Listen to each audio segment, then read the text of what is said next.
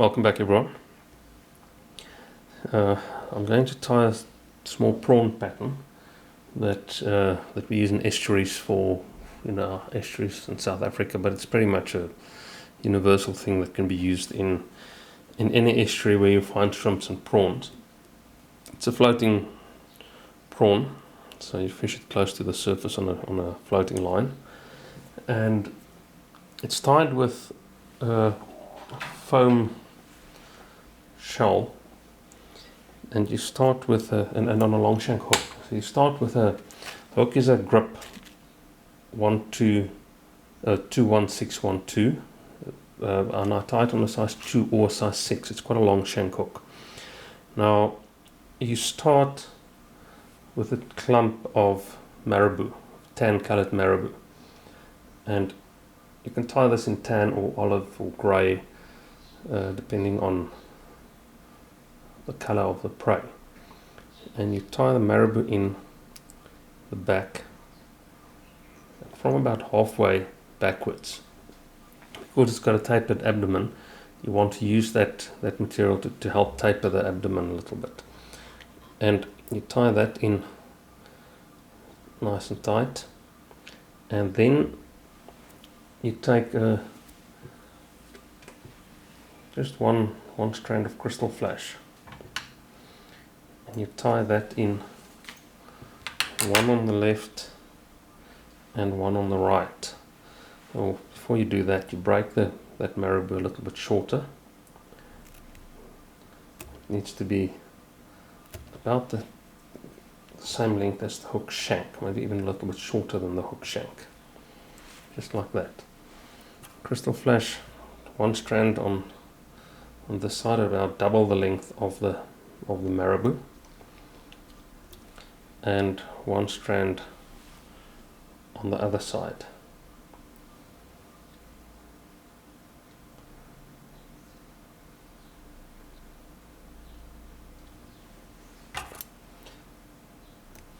Like that. Now the hackle that we're going to tie in, I'm going to tie in 2 small hackle tips that will point backwards, and I use a grizzly, or more like a chinchilla. It's not really a grizzly, and you really don't need excellent quality hackle. You just need sharp tips for this. And you tie those in next to the marabou and the hackle, or the marabou and the crystal flash rather. You're going to tie one in on this side on the hook shank, and one on the other side, and those you tie in all the way to the marabou, like that. You cut those stems, and then the eyes. Now I make my own mono eyes, burn them at the ends, and then coat them with UV resin. Now, I normally tie the eyes in together, and they go in, and then we split them a little bit later. They go in about halfway the length of the 2 hackle tips that you tied in. I trap them with 2 wraps of thread, and then I put a little bit of resin or glue or something in there, just to help to keep them in place and bind all those materials together.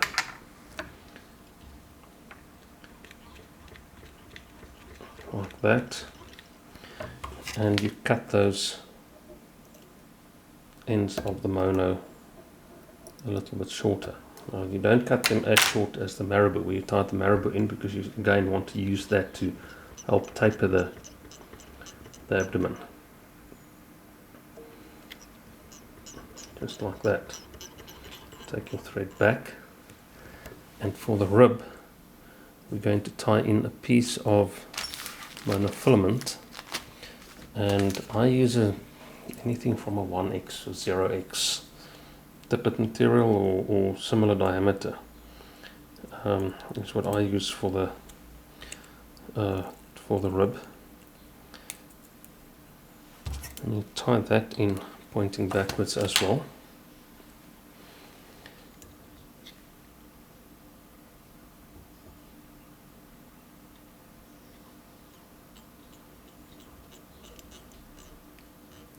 And then the last thing we tie in before we start to go forward is one of those hackles that you used for the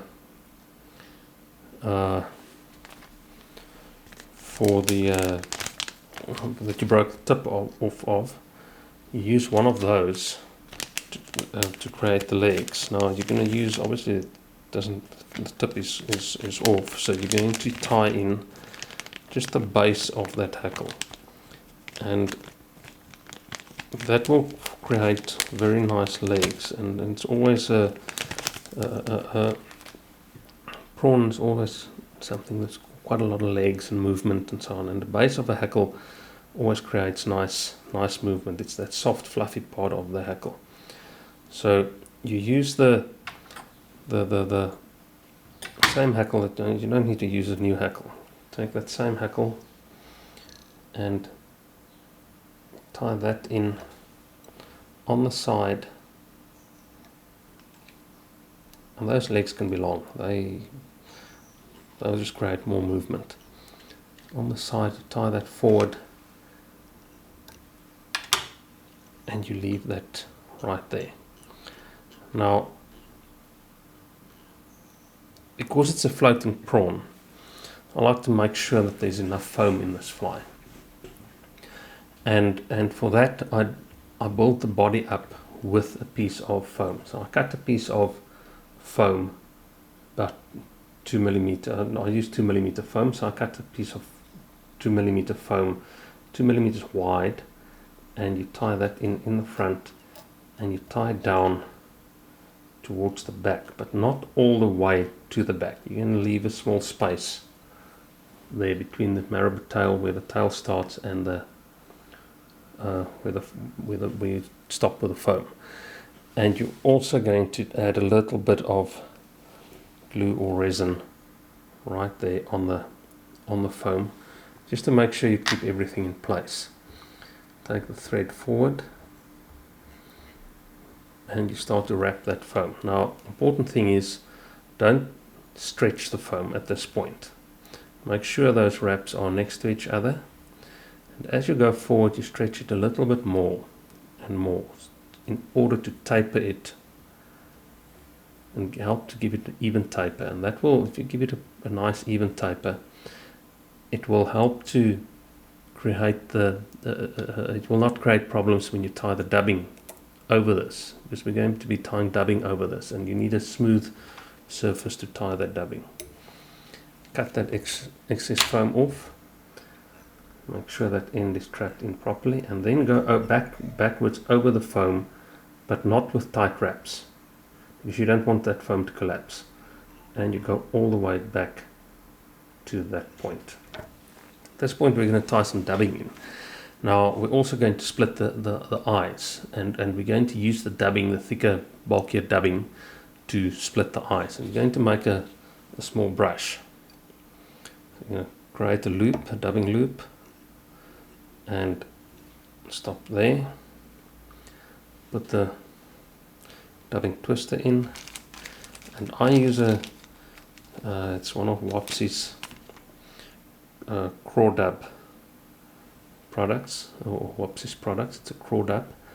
It's a very, very nice, fine, long fiber dubbing, and that is actually what you need for this fly, because you're going to brush the abdomen out a little bit later once we've tied it, to create even more movement in this fly. So you tie that in there, but before that, spin the dubbing loop, so twist all those dubbings into a nice rope. Grab that with your hackle plier there. And I'm going to take those eyes and pull them away from the marabou tail and make a wrap behind the one eye. I'll always start with the one on my far end, which will be the closer one to you, and then the other one, and you make sort of a figure of 8 movement between them, and that will keep those two eyes apart and split them nicely like that.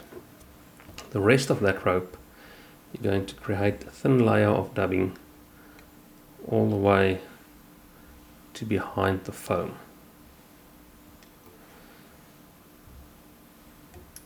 And that is where you're going to tie that off.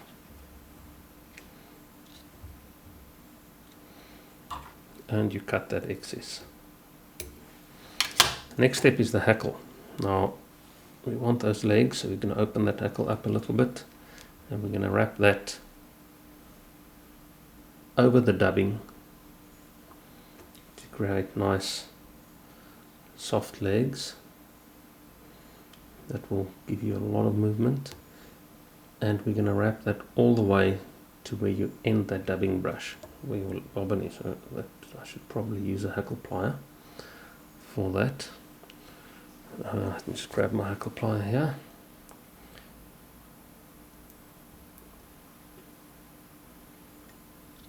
And you wrap that all the way with open wraps to where the abdomen, where the foam abdomen starts. And you're going to tie that off right there with 2 wraps. And take your thread forward. And remember, when you wrap over the foam, don't pull too tight to collapse that foam, because we need that foam to help float this fly. Now, at this point, we're going to create another dubbing loop, and with the same dubbing, maybe a little bit longer one, because we're going to need quite a bit of dubbing. Take the thread out of the way. Dub that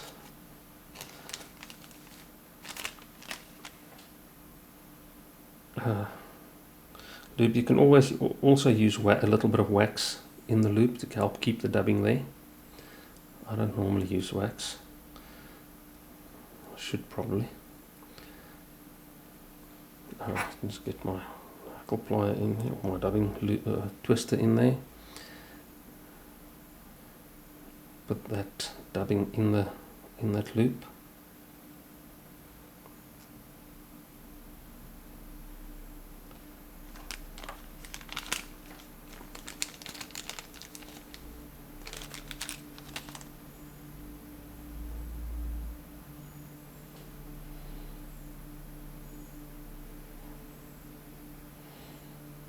And I'm going to twist that once I've got everything in there. I'm going to twist that to trap all the dubbing in that loop and form a nice tight fluffy rope.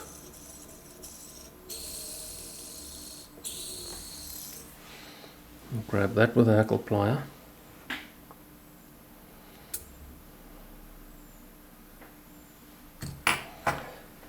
Make a few wraps back to against the.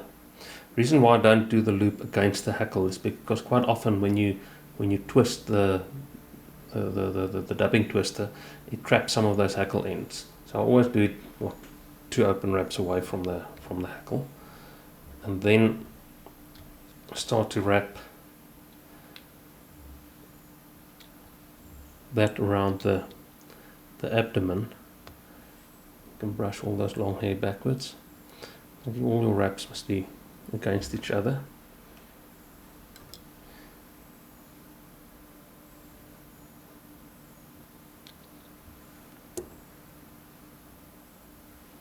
To there. Tie that off. And we're going to make another one. maybe not as long as the previous one, but we need to finish the abdomen with that same color dubbing, or at least get close to finish, because we're going to tie a little bit of orange in the front. So we're going to use exactly the same process again, and there is a video on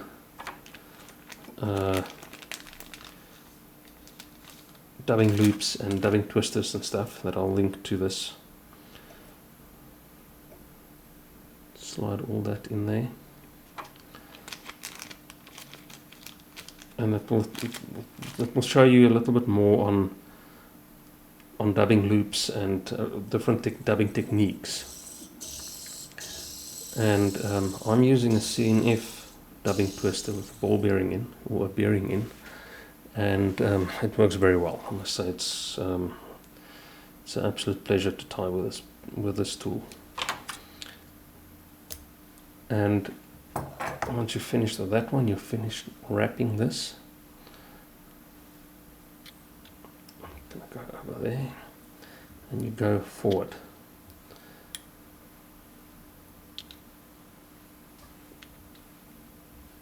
To about there. You're going to leave a small space open behind the eye of the hook, because we're going to tie a little bit of a very small orange loop. So we're going to do exactly the same thing again, but this time with a different color dubbing. Same type of dubbing. It's the Wapsi Craw Dub. Create that loop there. Put the dubbing twister in, and you're going to use very, very little. You just want about 3 wraps of orange in the front there. Put that dubbing in the loop.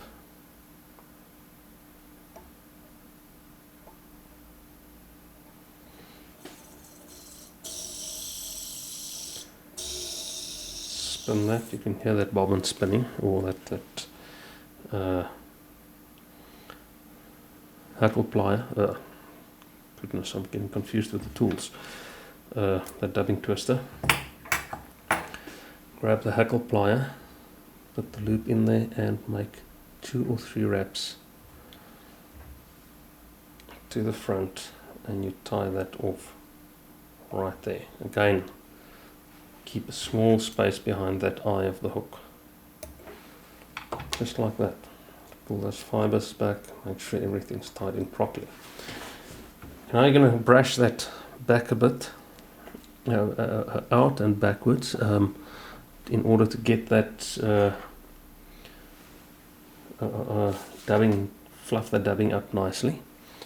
So for that, I use my CNF brush, dubbing needle with a nice brush. Very lightly brush that out, and down, so you get that nice effect, better shrimp or prawn look. Now the scut back, or the shoal back that you're going to tie in, you always also tie with foam, and you cut a little coffin shaped foam. Now for a size 21612N nickel plated hook, I cut it 8 millimeters wide and 35 millimeters long, and then I cut it from the front middle of the piece of foam. So you'll have a piece of foam that with an end like that, both ends, from the middle backwards to the where the eyes start, where the eyes are tied in, so where the abdomen starts, and then a sharp end backwards to the middle again, so you get that coffin shaped piece of foam, and you just trap that with 2 wraps in the front there, and you're going to take the mono that you tied in, you're going to fold this foam over, and those ends that you create, those corners, should be right on the spot where you're going to make the first mono wrap. And that's going over that foam behind the hackle. And you pull that quite tight.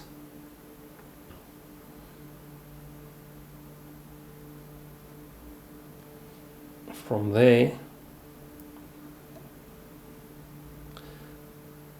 you're going to undo the wraps in the front to loosen that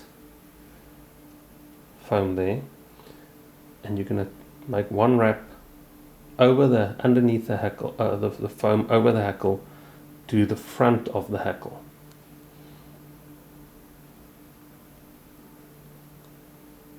So you're not going to wrap the mono through the hackle. You're going over there, then you fold the foam back and you make another wrap in that same spot in front of the hackle and over the foam. So you have that. Then you're going to make about 5 wraps forward to create those segments. And you're going to take your dubbing needle and open that dubbing a little bit so you don't trap all the dubbing. You'll brush it out a little bit later. Make sure those segments are all the same size.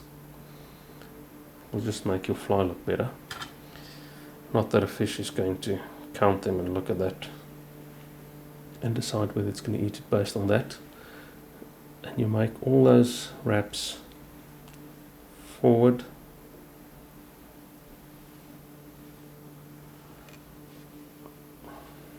So there's about 5 wraps. Last one right there, and you tie that off in the front. Make about 2 wraps, cut that excess, fold that foam tip over and trap that behind the eye of the hook again. And then you can create a nice little head with thread. Pull all those fibers back and you tie that off right there. Make sure all those hackles and everything is pointing in the right direction at the back.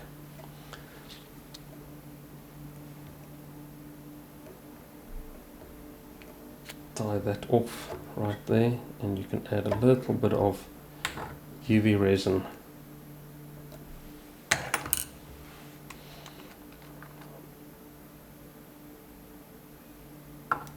in the front over the thread just to finish it off.